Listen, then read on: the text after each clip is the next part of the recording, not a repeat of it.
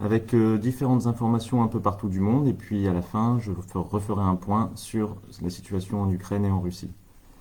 Alors d'abord, une information sur le Vatican. Alors le Vatican, il faut s'y intéresser, hein. Le Vatican, c'est important.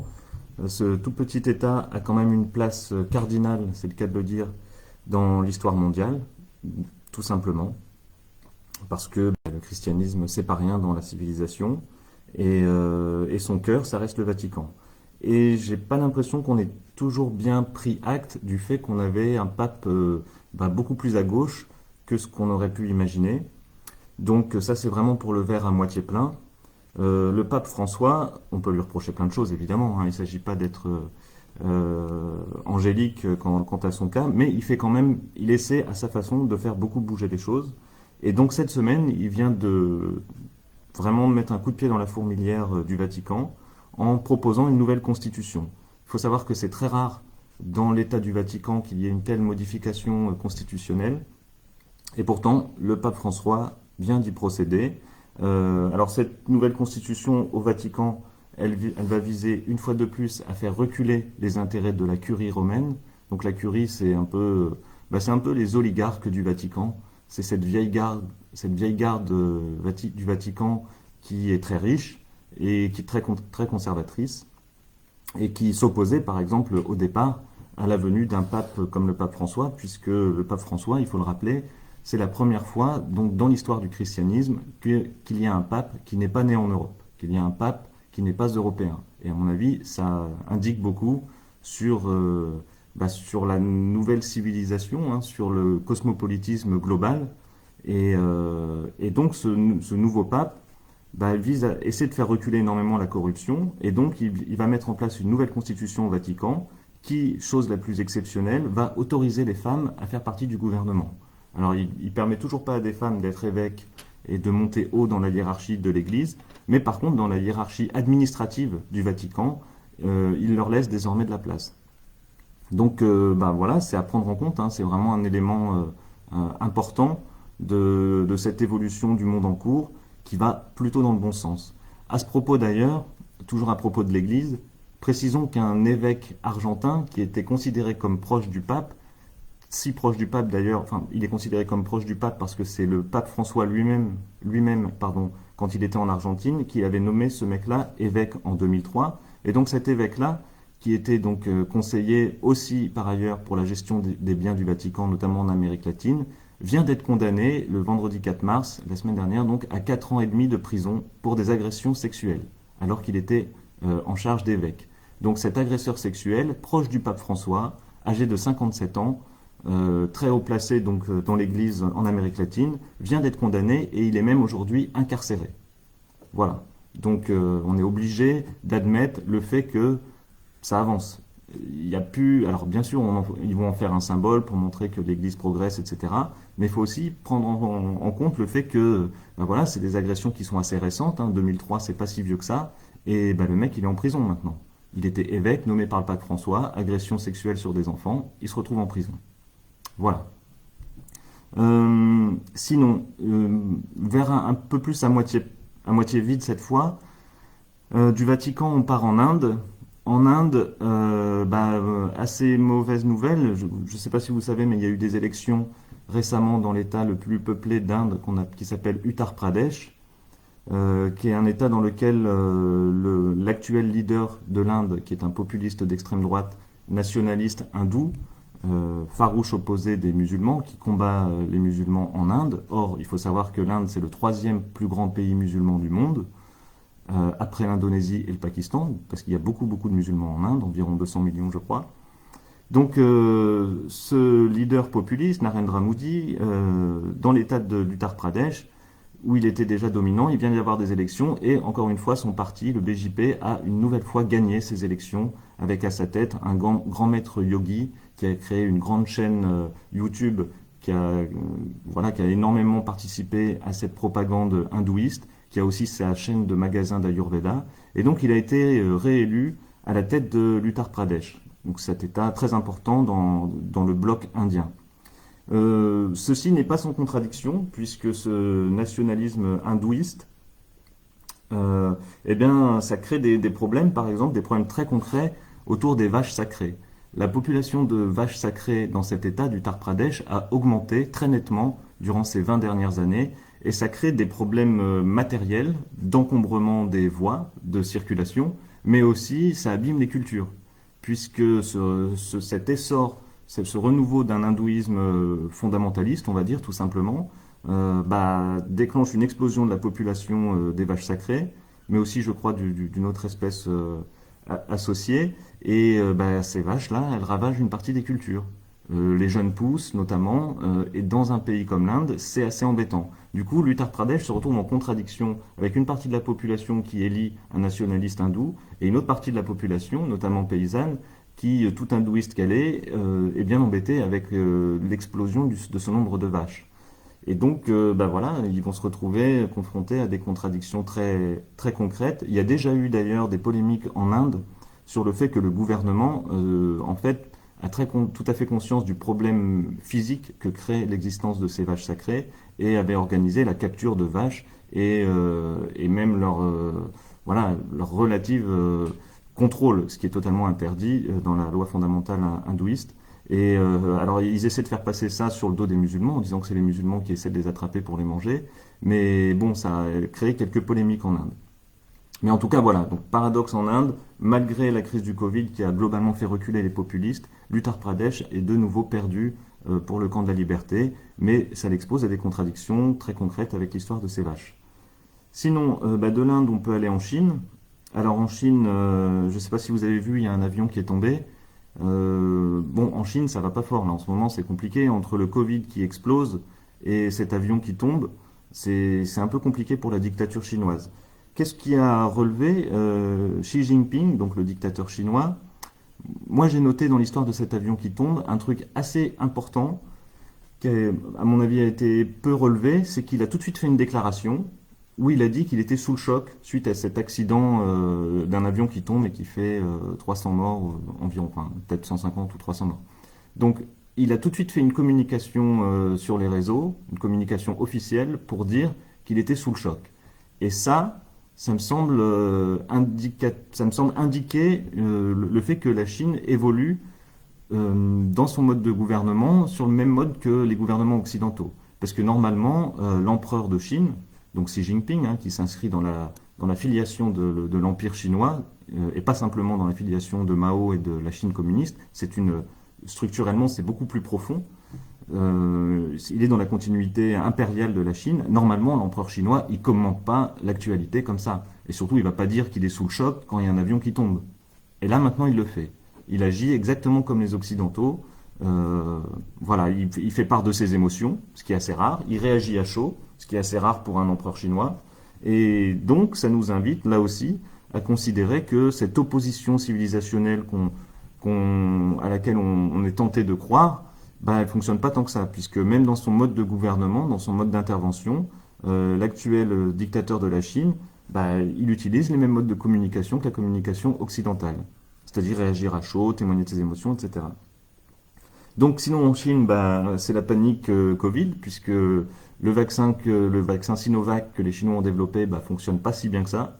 Malgré le fait que la population est vaccinée à 90%, déjà ils n'ont pas forcément assez de vaccins pour les doses de rappel. Et puis ce vaccin qui ne fonctionne pas à l'ARN messager semble moins bien protéger la population contre les variants actuels. Et donc, c'est état de panique avec des millions de personnes, des dizaines et des dizaines de millions de personnes qui sont déjà confinées en Chine. Et le confinement en Chine, c'est pas du tout une partie de plaisir. Ça commence à être le cas de Shanghai. Shanghai, c'est la capitale économique de la Chine, avec des mouvements de panique. Déjà, des mouvements de panique pour acheter des provisions, des sites d'achat en ligne qui bug parce qu'ils sont saturés. Et donc le pouvoir chinois est mis un petit peu devant ses contradictions, devant la contradiction de sa stratégie zéro Covid et devant son système, on va dire, très brutal de confinement. Précisons d'ailleurs, par exemple, qu'à Shanghai, le Disneyland de Shanghai a fermé. Et ça m'a permis d'apprendre qu'il y avait un Disneyland énorme à Shanghai, un des plus grands du monde, ce qui nous indique le degré de pénétration de la culture américaine ou occidentale, ou en tout cas la culture si on élargit encore ces définitions du monde libre, sa pénétration au cœur de plus grande de la capitale économique de la Chine à travers ce Disneyland. À l'inverse, il n'y a aucun centre d'attraction de la culture chinoise dans les pays occidentaux. Donc c'est bien dans un sens que ça se fait, la pénétration, et pas dans l'autre. Donc il y a une globalisation culturelle qui se fait et voilà, il n'y a pas de, à mon avis, la Chine ne pourra pas lutter contre cette globalisation culturelle malgré la censure d'Internet. Dès lors qu'ils acceptent un Disneyland, le pouvoir sur l'imaginaire et le pouvoir sur les enfants, qui est l'avenir, évidemment, c'est déjà perdu pour la Chine pour tenter une opposition civilisationnelle à l'Occident. En parlant de Disney d'ailleurs, autre information de la semaine, la firme Disney va pour la première fois laisser à l'écran un baiser entre deux personnes du même sexe. Pardon. Il y aura pour la première fois, dans un dessin animé qui va sortir en juin de cette année, dans quelques mois bientôt, va sortir un dessin animé qui s'appelle Buzz l'éclair, et enfin, Disney va laisser dans ce dessin animé un baiser homosexuel. Et alors ça avait été déjà le cas, c'est dans un dessin animé de Pixar, puisqu'il faut savoir que Disney a racheté Pixar. Il y avait déjà eu plusieurs polémiques là-dessus. Disney avait jusqu'alors censuré l'homosexualité dans ses dessins animés, mais face au tollé que ça suscite en interne, c'est-à-dire que les créateurs et les membres de la firme Disney se soulèvent contre cette politique homophobe, tout simplement, de la part de cette grande firme, et bah là, ils sont obligés de céder. Comme quoi, l'opinion publique et puis aussi l'action des simples employés, salariés, c'est le cas aussi parfois pour Facebook, pour Twitter ou pour Google, où il y a parfois des salariés ou pour Amazon, des salariés qui s'opposent à la politique de la firme, ce qui fait plier la politique initiale de la firme. Donc Disney, voilà, va maintenant participer à l'effondrement du patriarcat. Et encore une fois, ça peut paraître anecdotique, mais la présence d'un baiser homosexuel dans un dessin animé et dans la culture de masse, à mon avis, c'est l'indicateur du fait que l'effondrement du patriarcat est réellement en cours. Alors évidemment, ce dessin animé sera sans doute censuré dans beaucoup de pays, peut-être en Chine, mais à terme, on voit bien que c'est le grand cours de l'histoire, c'est le sens civilisationnel, et ça passe même du côté de Disney. Maintenant, ça y est, c'est validé. La bisexualité, l'homosexualité fera partie de l'imaginaire des enfants de demain, en tout cas de cette culture de masse que représente Disney ou Pixar. Aux États-Unis toujours, le verre à moitié plein là aussi, encore une bonne nouvelle. Pour la première fois dans l'histoire des États-Unis, une femme noire va être nommée à la Cour suprême. Alors il y a déjà des femmes dans la Cour suprême des États-Unis, ce qui représentait déjà une évolution. Il faut savoir que la Cour suprême des États-Unis, c'est vraiment une instance clé du système politique américain et donc du système politique mondial. Et après donc Barack Obama, qui était un métis donc à la tête de cette plus grande puissance mondiale, je suis pas sûr d'ailleurs qu'on ait complètement intégré, assimilé l'impact symbolique du fait qu'il y ait quelqu'un à la pommade à la tête de la plus grande puissance mondiale. Je pense qu'on a encore un peu de temps pour intégrer ce choc et ce bouleversement que ça constituait. En tout cas, maintenant, c'est donc une femme noire qui fera partie de la Cour suprême. Alors rassurez-vous, la Cour suprême va rester à droite puisque cette femme-là ne suffira pas à faire basculer l'équilibre des 9 juges, vu que Trump en avait nommé déjà plusieurs. Donc elle va rester à droite. Mais bon, voilà, il y aura maintenant une femme noire dans la Cour suprême des États-Unis.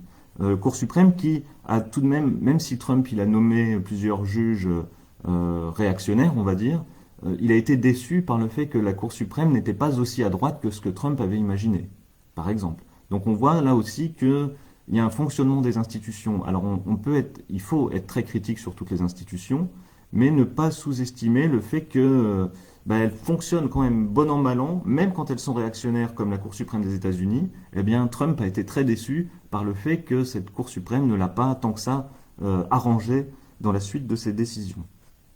Donc voilà encore des raisons d'espérer et de positiver. Venons-en peut-être... Qu'est-ce que j'avais comme autre info ? Excusez-moi, je bifurque. J'en reviens du coup, comme on parle des États-Unis, à la situation internationale, plus directement au conflit avec l'Ukraine, avec la Russie, pardon, entre la Russie et l'Ukraine, enfin pas au conflit, à l'agression par la Russie de l'Ukraine.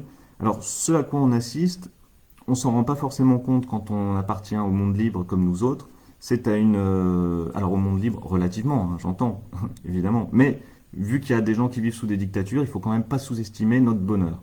Et parfois, à force d'être critique sur nos États, à force d'être critique sur nos systèmes politiques, on en devient un peu ignorant du degré de barbarie qui sévit ailleurs. Donc n'oublions pas non plus la chance qu'on a de vivre dans des démocraties relativement libres.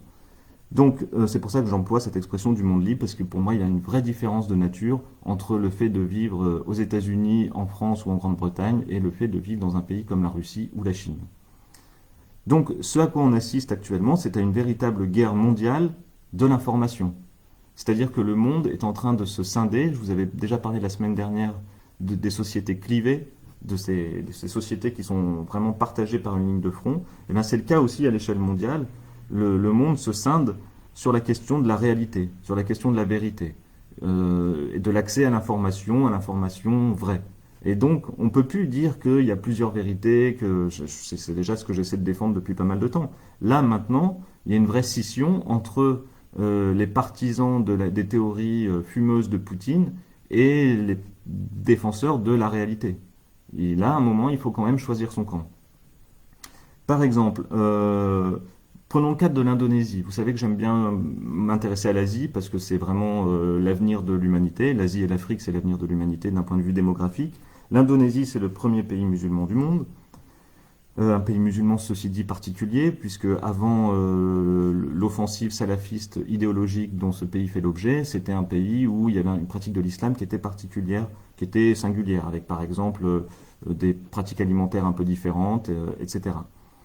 Eh bien, en Indonésie, on peut être assez surpris de constater que c'est un des rares pays qui est assez favorable à la Russie de Poutine.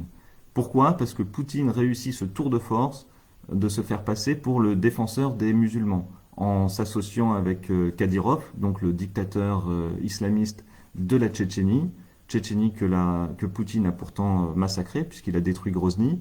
Eh bien, en mobilisant les troupes de Kadyrov et certains commandos tchétchènes, apparemment, il y a des vidéos qui circulent avec des commandos tchétchènes dans certaines villes occupées en Ukraine, où les commandos tchétchènes crient Allahu Akbar en même temps qu'ils pratiquent la guerre contre les Ukrainiens.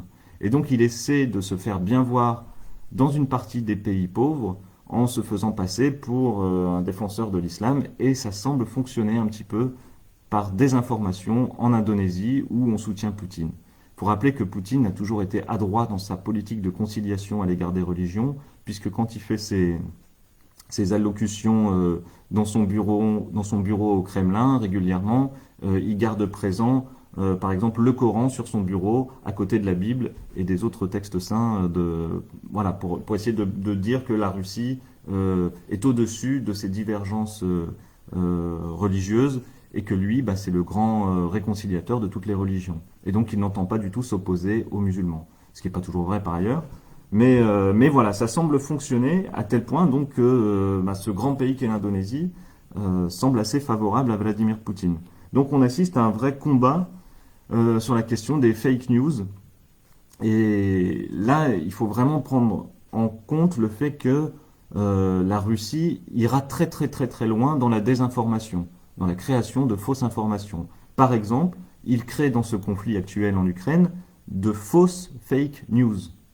Alors là, il faut imaginer, donc ce sont des Russes, donc des Russes du pouvoir de Poutine, qui créent des fausses vidéos, par exemple, dans lesquelles on voit des Ukrainiens qui détruisent un char russe, et après ils expliquent que c'est une fausse vidéo. Donc vous voyez, ils créent des fausses fake news. Alors évidemment, on a des chercheurs informatiques qui arrivent à prouver que c'est la même personne qui a créé la vidéo que la personne qui explique que c'est un faux. Vous voyez? Donc attention aux fausses fake news, c'est-à-dire des fake news qui vous donnent l'impression d'être intelligent, qui vous donnent l'impression d'avoir compris que c'était du faux, que mais ça c'est une vidéo manipulée par les Ukrainiens, et en fait non, cette vidéo est elle-même une manipulation. Et voilà, donc il va vraiment, l'enjeu c'est vraiment de trouver un canal de confiance pour s'informer. Donc les fausses fake news, maintenant ça existe, et on va assister aussi de plus en plus au deep fake. Le deep fake, c'est du faux, mais du faux beaucoup plus difficile à démonter que ce qu'on a l'habitude. C'est des fausses vidéos, là aussi, mais qui sont entièrement construites de A à Z. Par exemple, où on pourra imaginer bientôt des vidéos dans lesquelles on verrait Macron dans sa vie ou en off, une interception d'une télécommunication de Macron ou une vidéo de Macron en off où il dirait des choses contraires à sa politique. Mais ça peut être du faux aussi. C'est-à-dire qu'on va atteindre un degré de falsification de l'information grâce à l'intelligence artificielle qui est capable de reproduire des visages, de reproduire la voix entièrement, qui sera très difficile à décrypter.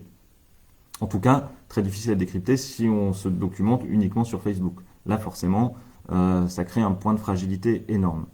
Donc, il faut bien voir que les Russes sont les premiers agents du conspirationnisme mondial, c'est-à-dire que c'est eux qui véhiculent le trouble informationnel parce que ça les arrange. La politique de Poutine, c'est de détruire pas seulement des villes, pas seulement des théâtres en Ukraine, mais de détruire tout simplement le rapport à la réalité, le rapport à la vérité. Poutine entend créer un flou et donc c'est pour ça qu'il appuie toutes les théories conspirationnistes depuis très longtemps. Donc attention à ce confort narcissique qu'on peut avoir quand on est dans la position critique, où on croit mieux savoir, se donner le bon rôle d'être critique, de dire ah mais moi je sais que par exemple la guerre en Ukraine, en fait elle était prévue depuis longtemps, que c'est une manipulation par les Américains pour pousser Poutine à la faute et pour le faire tomber, pour le renverser. Voilà le type de discours qui a lieu sur les réseaux sociaux, mais qui en fait donne le sentiment confortable d'être plus malin que les autres. Et sauf que ça induit plutôt en erreur et ça risque de créer une vraie fragilité cognitive, c'est-à-dire une vraie fragilité existentielle. Il ne faut pas sous-estimer l'impact que ça aura dans les intimités, dans la vie des gens. Donc le degré de conspirationnisme par Poutine, c'est-à-dire de soutien au conspirationnisme, il est très puissant. Par exemple, il y a un livre qui est sorti qui s'appelle Toxic Data, si cette question-là vous intéresse, Toxic Data, qui a analysé comment Cambridge Analytica, c'est une boîte américaine qui a permis l'accession à Trump au pouvoir, qui a facilité l'accession de Trump au pouvoir en utilisant les réseaux sociaux. Et donc il y a eu des liens entre Cambridge Analytica, qui favorise tous les populistes d'extrême droite en Europe y compris, entre cette boîte-là américaine et Moscou. Donc voilà, c'est étayé. Poutine n'hésite pas à travailler avec des Américains dès lors qu'il l'aide à détruire tout rapport à la réalité, tout rapport à la vérité. Donc, il y a bien un complot, mais s'il y a un complot mondial, c'est un complot russe. C'est un complot russe contre l'information. Donc, ce complot, il va des gilets jaunes au Brexit. Donc, Poutine a appuyé les gilets jaunes en appuyant l'extrême droite dans les gilets jaunes. Il a appuyé, ça ne veut pas dire qu'il y avait des très bonnes revendications et des choses très chouettes dans le mouvement des gilets jaunes. Attention, ne me faites pas dire ce que je n'ai pas dit.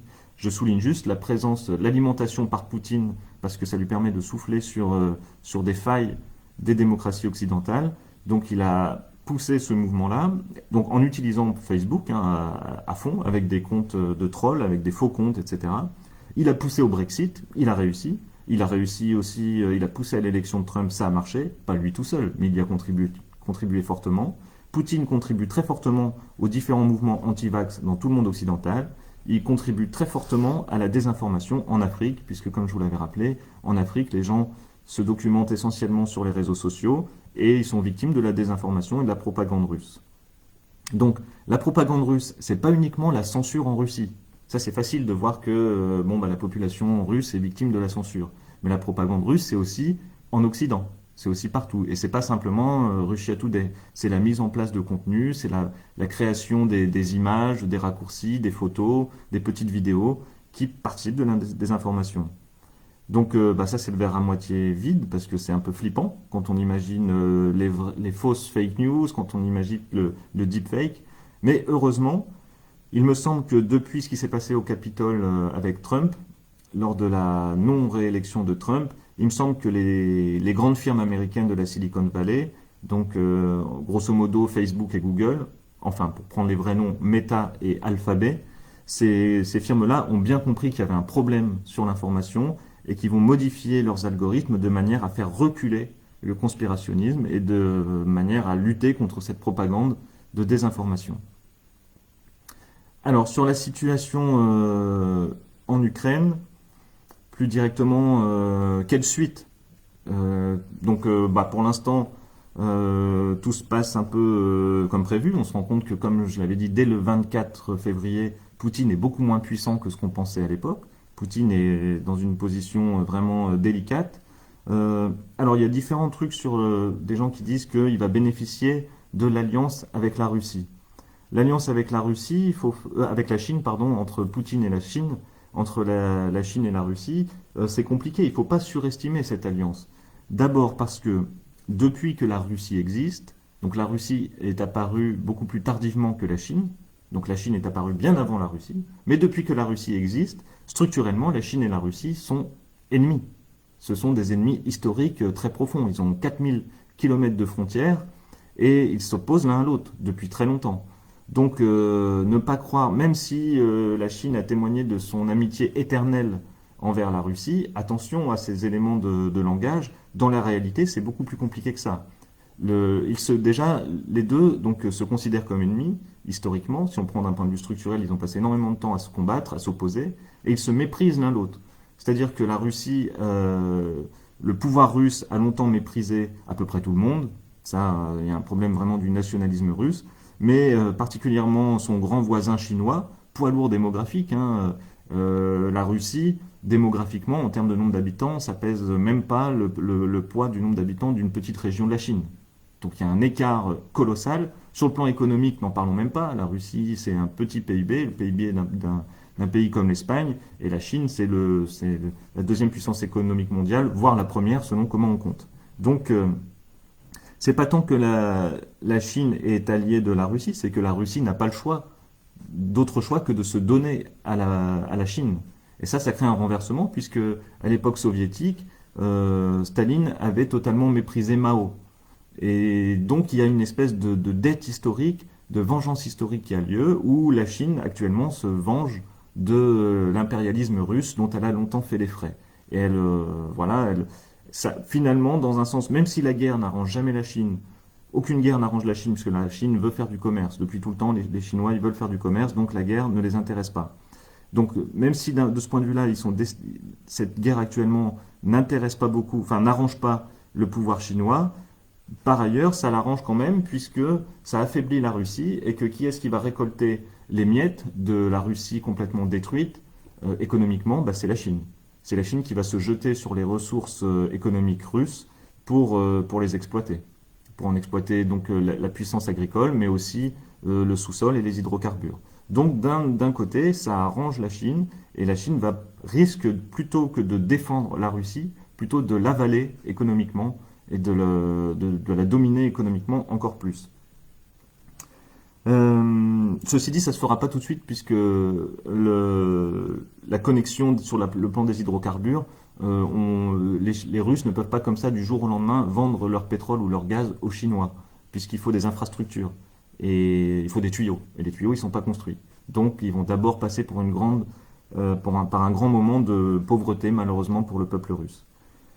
Alors quelle suite possible pour Vladimir Poutine? Moi je dirais qu'il faut faire attention à l'illusion autocratique. C'est-à-dire que moi il me semble que depuis longtemps, l'hypothèse d'une autocratie, c'est-à-dire d'un chef au pouvoir, ne tient plus. Je pense que déjà à l'époque de Staline, ça marchait plus.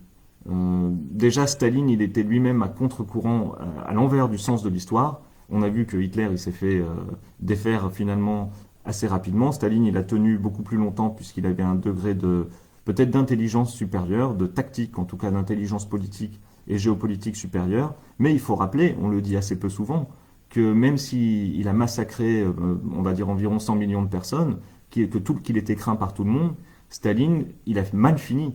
Quand il est mort, ça s'est très mal passé pour lui. Il a été abandonné, on va dire, personne n'a cherché à le sauver. Et donc renseignez-vous sur la fin de Staline, sur la mort de Staline, et c'est là qu'on voit que tout dictateur qu'il était, eh bien, il a un peu fini comme une merde, je dirais, mais j'essaie de soigner mon langage. Et donc ça nous dit quoi? Ça nous indique qu'il faut faire attention à cette illusion de pouvoir totalitaire. Même Mao, à la fin, ça n'a pas si bien fini que ça pour lui. Et si on prend les cas récents, par exemple Ben Ali, dictateur de la Tunisie, mais plus encore Moubarak, dictateur de l'Égypte, et l'Égypte c'était un poids lourd militaire, sponsorisé d'ailleurs en partie par les Occidentaux, par les Américains, eh bien les deux ont été lâchés. Sans parler de Kadhafi, bon bah lui, vu qu'il y a eu une intervention française, c'est un peu plus compliqué. Mais si on prend le cas de Ben Ali ou de Moubarak, ils paraissaient intouchables 2, 3 mois avant la révolte. Et pourtant, ils ont été lâchés.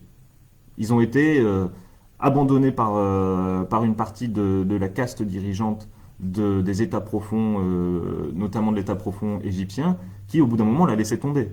Donc on croit que le dictateur a tout le pouvoir. En fait, le dictateur, il a du pouvoir tant que ça tient.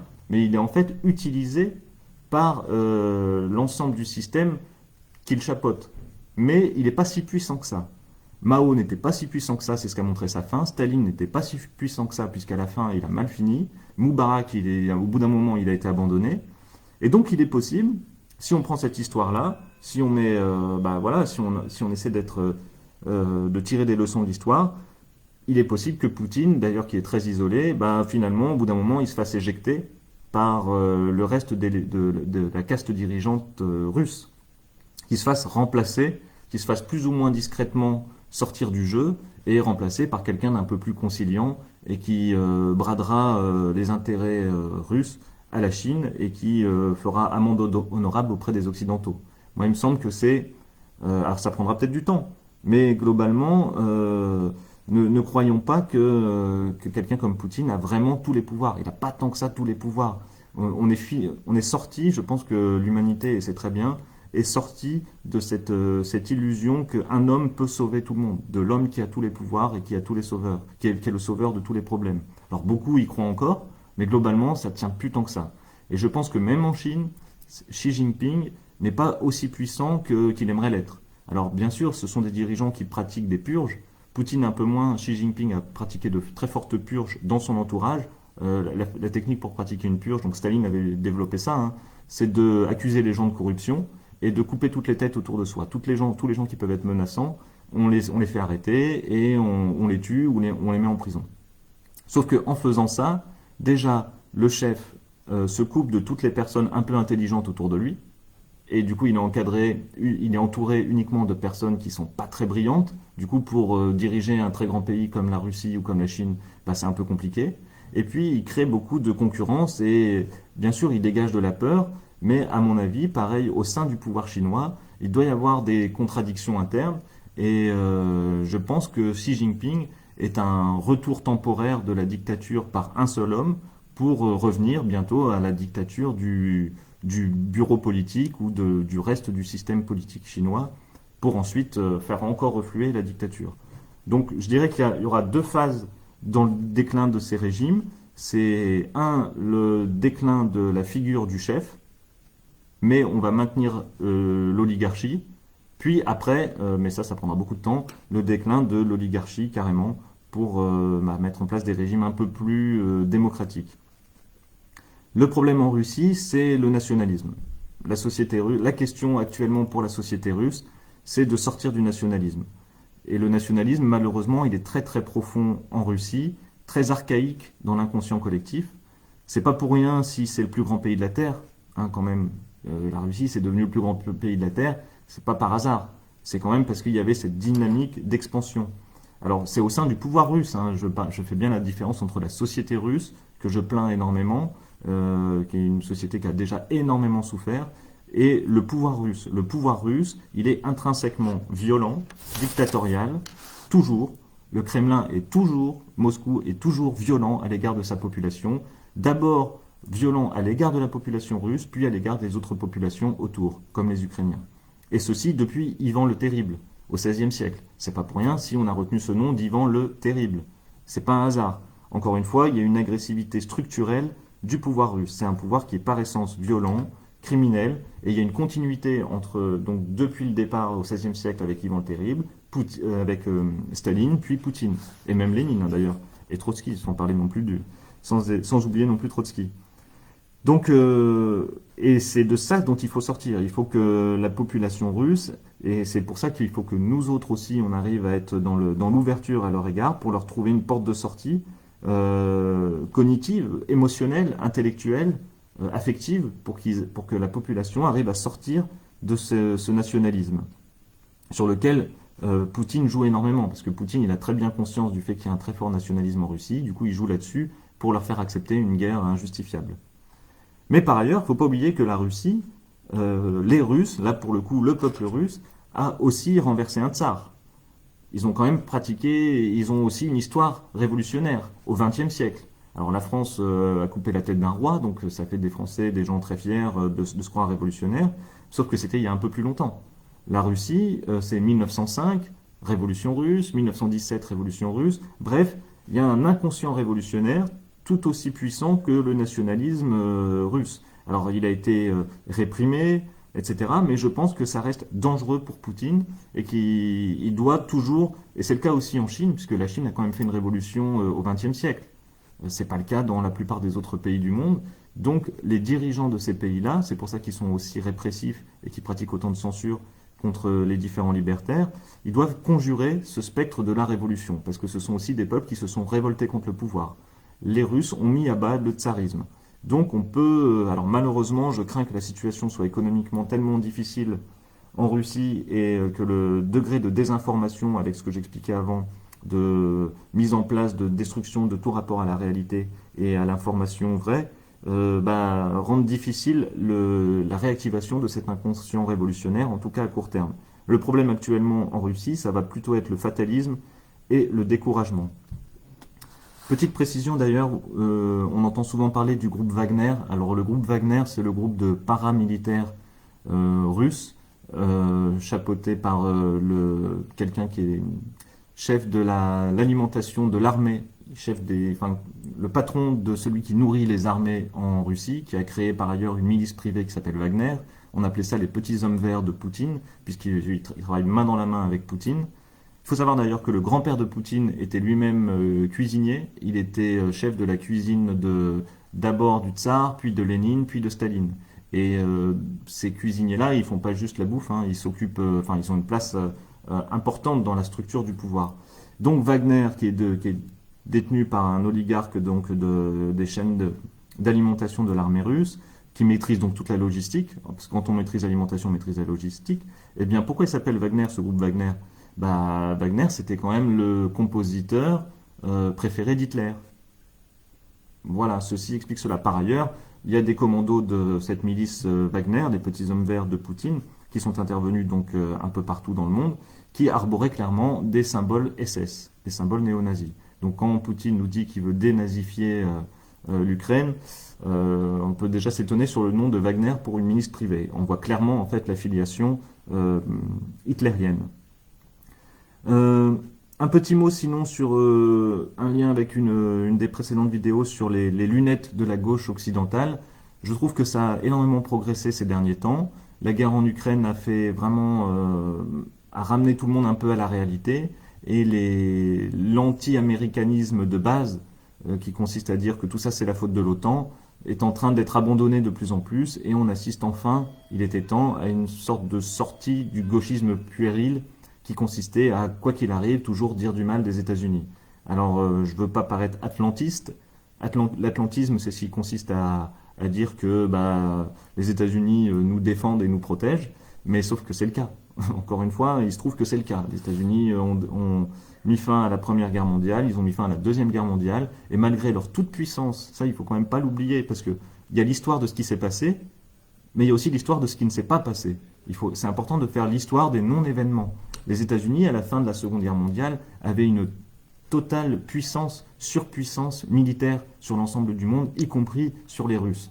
Pourtant, les États-Unis sont restés sur la réserve relative de cette puissance. C'est-à-dire qu'ils auraient pu utiliser leur énorme avantage militaire pour piller l'Europe, par exemple, et pour faire de l'Europe une vraie colonie américaine. Alors nous sommes devenus une colonie du capitalisme américain, en témoignent McDo, Nike, etc. Ça c'est vrai, mais on peut quand même relever qu'ils ont été sur une relative retenue de leur puissance et qu'ils n'ont pas utilisé leur toute puissance pour s'accaparer les richesses européennes, ce qu'ils auraient pu faire. Et il y a bien d'autres impérialismes, par exemple l'impérialisme russe ou l'impérialisme chinois, qui auraient sans doute fait autrement s'ils avaient eu la puissance qu'avaient eu les États-Unis.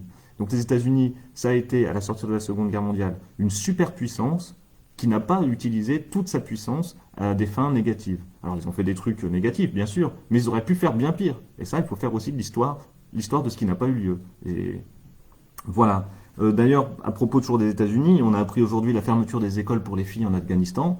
Eh bien, demandez aux jeunes filles en Afghanistan, aux jeunes collégiennes afghanes, ce qu'elles pensent du retrait des États-Unis, ce qu'elles pensent, elles, de l'impérialisme américain. Est-ce qu'elles sont sur la ligne des gauchistes occidentaux qui disent que c'est partout, à chaque fois que les États-Unis vont quelque part, c'est pour faire du mal? Je suis pas si sûr. Je suis pas si sûr. Ça, c'est vraiment une vision occidentalo-centrée. Par ailleurs, on peut aussi rappeler que la dernière, donc cet Afghanistan, la dernière intervention claire et nette assumée des États-Unis, la dernière intervention militaire assumée des États-Unis, c'est la destruction de l'État islamique. Bon, pour ou contre? Vous êtes pour ou vous êtes contre le fait que les États-Unis interviennent en Syrie pour détruire effectivement l'État islamique et tuer la plupart des cadres de Daesh? On est pour ou on est contre? Bah, c'est quand même une bonne question. Si vous êtes anti-américain, si vous êtes anti-OTAN, contre l'impérialisme américain, bah, demandez ce qu'en pensent les femmes kurdes, par exemple, les combattants hommes et femmes de la résistance kurde à Daesh, c'est-à-dire à l'État islamique en Syrie. Bon, bah, ces personnes ont été directement soutenues par l'État américain. Est-ce qu'on est pour, est-ce qu'on est contre? Vous voyez, c'est quand même assez compliqué. En tout cas, je pense que la guerre en Ukraine fait définitivement sortir la gauche de cet anti-américanisme primaire qui ne tenait plus déjà depuis longtemps, mais là, il tient plus du tout. Voilà, bah, c'est à peu près tout ce que j'avais à vous dire d'important. Ah oui, une petite note quand même sur, puisqu'on parle de l'actualité, une petite note sur la France. Euh, Roussel, vous savez, c'est le mec qui est le candidat pour le Parti communiste français. Et oui, nous vivons encore dans un pays où il y a un parti communiste, il faut le savoir. Il y a encore des gens qui, alors que depuis 1920, ils auraient pu abandonner cette idée d'avoir un parti communiste, et même depuis 1917 probablement. Il y en a encore. Alors Fabien Roussel, on lui a proposé de classer différents hommes politiques dans une école entre camarades et pas camarades. Sachez qu'il a classé Fidel Castro dans le camp de ses camarades. Donc Fabien Roussel, qui porte la cravate, hein, en plus, non content de se dire communiste, monsieur porte en plus la cravate, double infamie aux égards d'un libertaire, pour un libertaire. Donc il considère que Castro est un camarade, il faut le savoir. C'est pas mon cas, puisque Castro est un léniniste, hein, comme Che Guevara. Je pense qu'il ne faut pas oublier que Che Guevara c'est un léniniste et qu'on ne peut pas les séparer comme ça du mal intrinsèque dont ils sont chargés. Et puis quand on lui a donné le portrait de Staline, pour lui demander de quel côté il le classerait entre ennemi ou ami, grosso modo, eh bien il s'est retrouvé embarrassé. Quand même, on est en 2022 et le mec il est encore gêné. Bon déjà le mec il est encore responsable chef du Parti communiste français. Voilà, et il est encore embarrassé pour se prononcer quant à Staline. Je vais donner la parole donc à monsieur Roussel, candidat du Parti communiste français, à propos de Staline. Roussel dit: lui, c'est pareil, je ne sais pas comment on peut les classer. Il y a celui, donc le Staline, qui a été le chef de guerre contre le nazisme. L'URSS, à l'époque, a envoyé ses armées pour lutter contre Hitler. Et avec les Américains, ils ont permis de faire tomber le nazisme. Reconnaît donc ce fameux député du Nord. D'un côté, Staline a participé à la libération de l'Europe. De l'autre côté, il a été responsable de millions de morts dans son pays avec la création des goulags. Donc, je ne sais pas comment on peut faire.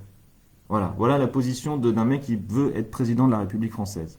Il sait pas, bon, il reconnaît les millions de morts et le goulag, c'est cool, mais il propose de placer le portrait de Staline entre les deux, entre amis et ennemis.